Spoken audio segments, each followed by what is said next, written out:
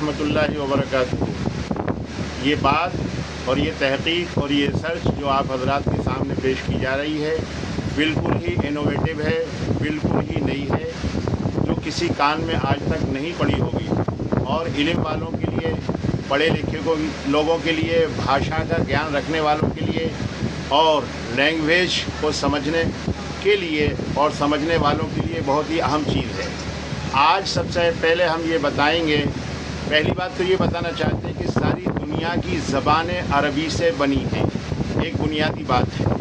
और अलावा अल्लाह ताला के जो सारे आसमानों ज़मीनों का और सारी चीज़ों का खालिक व मालिक है, हर चीज़ की एक ज़िद है, कॉन्ट्रास्ट है और उसका अपोजिट है। और ये अपोजिशन और ज़िद या विलोम होना ये हर चीज़ के अंदर पाया जाता है, चाहे ज़बान हो, चाहे एनाटॉमी हो, चाहे फिजियोलॉजी हो या साइंस की कोई भी शाख हो, हर जगह जो है ना विलोम है, हर जगह अपोजिशन है।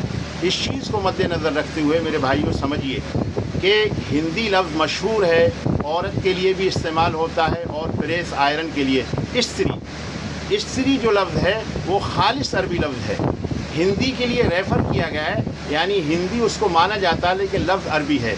माना क्या है इसके? ये दो लफ्ज़ों से बना है, इस्त्र और या, सत्र और या।